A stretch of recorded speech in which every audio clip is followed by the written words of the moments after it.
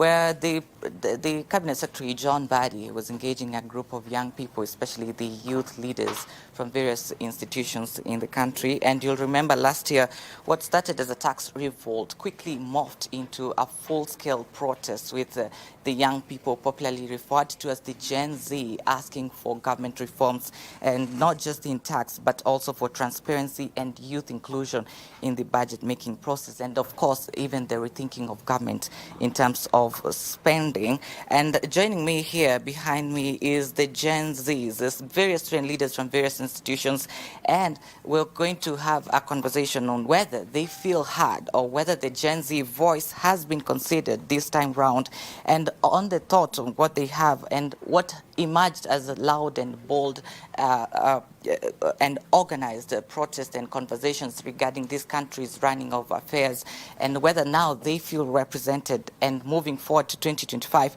the questions many are asking is whether the government listened, and do these young people feel that their issues have been well heard and articulated. Joining me now are various student leaders from various institutions across the country. We have JQuat, we have UON, we have ZTEC, we have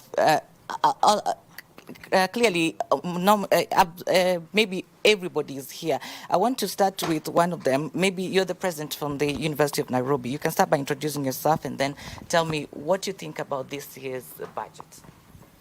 Thank you so much. This is Derek Troy Rusana, the president of the University of Nairobi.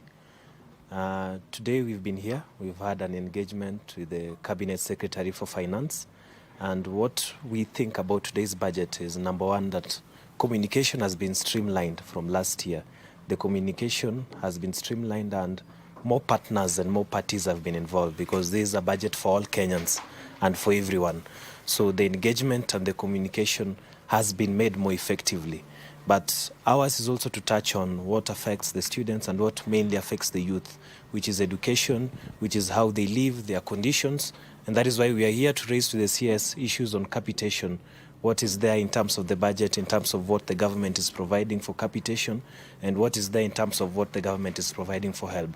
So I think it has been more engaging and it has involved more parties. All right, you mentioned about the capitation. I want to hear from you as well. What do you think about the government, especially or considering what they're putting into education? Do you feel that as students it's making it easier? You represent a number of students. What do you think about this year's budget? Okay, what I can say is that this year's budget, even though they have increased the capitation to some extent for the education sector, I don't think that we will really solve most of our problems, but some of it, just there will be a little increase from the last year. But we really hope that even though we are working on these budgets, we can only do better next year. Well, because for me, I feel that there have been some increase from last year's budget. So for me, I feel it will help, but not to the extent that would really benefit the students how they would expect it. Yes. All right. One of the things that took the youth out on the streets last year was one of the push they were making is for the government to cut on spending. Do you think that has been addressed? What's your take on that? I'll hear from you and then I'll move to you. Thank you very much. My name is Odwor Isaiah Kapisi, Secretary General KCA. I believe last year when the CES Treasury, John Badi, was being interviewed, he clearly stated that the buck will stop with him and he will go to cut cartels. Even in the morning discussion, we had a roundtable discussion.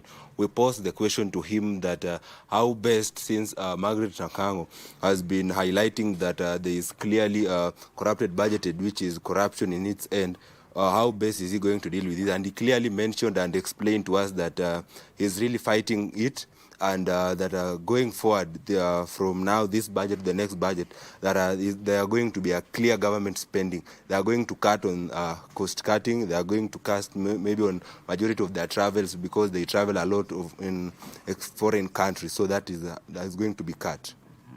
All right, cutting on wasteful spending. Just come closer. I want to hear from you as well. Do you feel that the making of this budget this year has incorporated the views of the youth?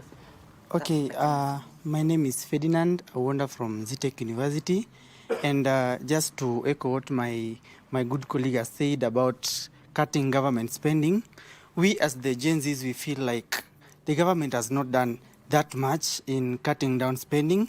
When you look, we went through some of the articles from World Bank. You know, they are the major advisors in terms of financial management, and they advised the Kenyan government that they should reduce expenses, especially on travels. It is noticed that the senior government officials, when they go outside the country, they tend to spend a lot much than they should be spending. So the government should look at that, and especially the Gen Zs, when they went for demonstrations, they called out the government to cut down spending in terms of advisors. But what have we seen? Our good president, Honorable President William Samoei Ruto, we've seen him adding more advisors, and this has led to burdening the taxpayer. But what I can also say is that from my point of view and from our point of view, we've seen the government engage more on public participation and engaging people from various stakeholders, so that we can see this finance bill as inclusive. Yeah. Thank you so much. Of course, talking about the youth, of course, you guys are student leaders, and Karani, you're the president of the Kenyatta University. I want to hear from you. HELB is such a big deal. Students have been out on the streets talking about HELB. What do you have to say in regards to the government's plan on either increasing the HELB? Thank you very much. My name is Glenn Karani Gikundi. I'm the president of Kenyatta University.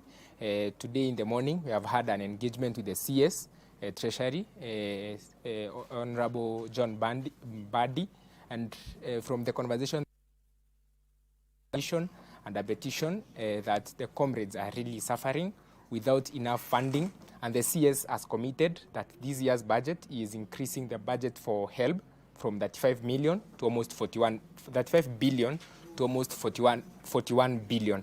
I think that it will be a boost for the comrades, and we have also petitioned to him that the capitations in the universities can be done in a manner that it's friendly to the students. Students cannot be asked to call off, not to register for units, not to do the exams. And he has committed to it. Thank you very much.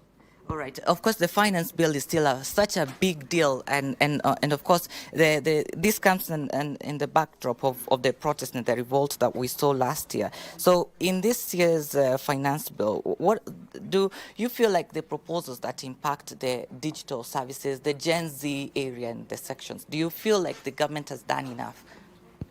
My name is Prince Wise, and on the topic of digital content creators and on the Gen Z field, we've heard that they are trying to reduce taxations, but obviously it won't apply immediately. It will take some time.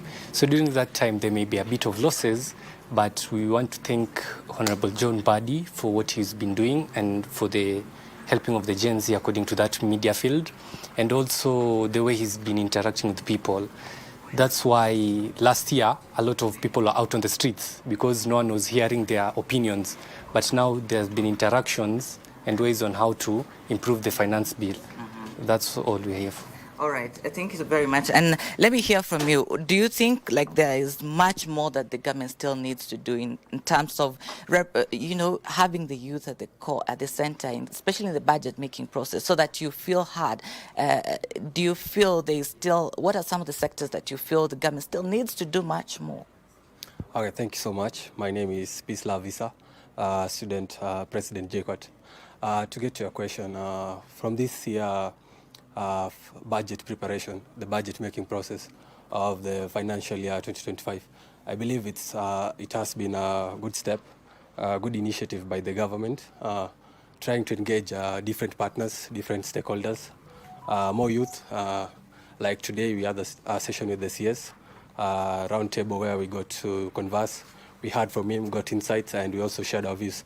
I believe there's still a lot of room for improvement. A lot can be done, especially in terms of prior engagement, early engagement, months before the budget making process itself, and in various sectors, not even just matters of education, because even as youth, as comrades, we not only engage in education, but also in business. So what are some of the initiatives or ways the government can help these comrades while they're still in university and support them in terms of entrepreneurship, skill development, and general capacity building. So there's a lot of room for improvement, but the government has took a step in engaging the youth, and I believe going forward into the future, that is the right step and the right direction to take.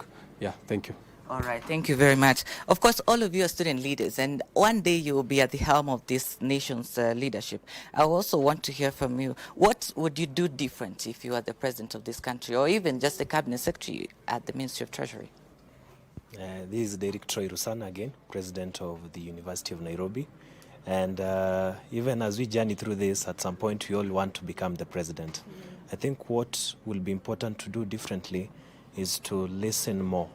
As a leader, we need to have presidents who listen and presidents who come back and engage more with the youth. Because even if the youth form a huge percentage of opinion shapers in this country, so we need to listen more to the youth. And the job of a president is also to be merciful, even with the taxpayers. As much as we are going to pay tax, we need to pay tax in a considerable rate. We don't pay tax to just fund the economy, but we should also consider how is it affecting the people who are paying the tax in itself. So I think that those are the things that I do differently as the president of the republic, if I was. All right. And I'll be. All right. Thank you very much, and I'm wishing you all the best. Thank you very much. I've heard from a gentleman. Allow me, just for the sake of gender balance, allow me just to engage her just a little bit. I want to hear your view as a youth. You probably the first time you're making your way into the National Treasury. What do you think about the kind of soft approach that the government is probably perceived to be taking in terms of engaging the young people? Sylvia Kemunto. First of all, I'm privileged to be here. I think it's really nice and thoughtful to involve the youths in such decision-making processes, because, as you said, listening to the voice of what they're telling you, because we won't expect some specific personas to be the ones who are representing us always. Yeah, so engaging us here, helping us get an insight of what the finance bill is like, for me, it's sensational. That's all I can say. Yeah. Thank you so much, Kemunto. Quickly, just tell me your name and what you think about this process. My name is Ezekiel Otieno Diambo. I want to talk because From which party? last year we were demonstrating about the finance bill. Some of us were arrested because I'm a victim of it. I was arrested 3 times. Oh, you were arrested? I was arrested 3 times because of demonstrating against the finance bill. But right now, I'm with it. I can't demonstrate anymore about it. You won't be out on the streets? I can't be out on the street because the finance bill now is perfect. What makes it perfect now? Because like everything that we are demonstrating about, yeah, all about taxes, right now they are good. Yeah, we can't talk about them anymore. Yeah. All right, thank you so much. I really do appreciate your time. Thank you so much, young people. I am very happy to be interacting with the baraza of the youth in this country. And of course, these are student leaders, and of course, they are people you should expect to see in the country's leadership in the future. Allow me to hand it over back to you, Brian. Later on, we'll be catching up with the Cabinet Secretary, who is currently in his office. We expect him to do the ceremonial briefcase lift later this afternoon. Of course, we'll be telling you more about the contents of the briefcase, the budget policy statements, and everything that is there. We have also my colleague who is at the ground floor, where the Cabinet Secretary will be doing the ceremonial briefcase lift, and we'll be giving you more details about that. But I hope this conversation has been insightful even to our audience across the country. For now, it's back to you from Trevor and my colleague Jane behind the scenes.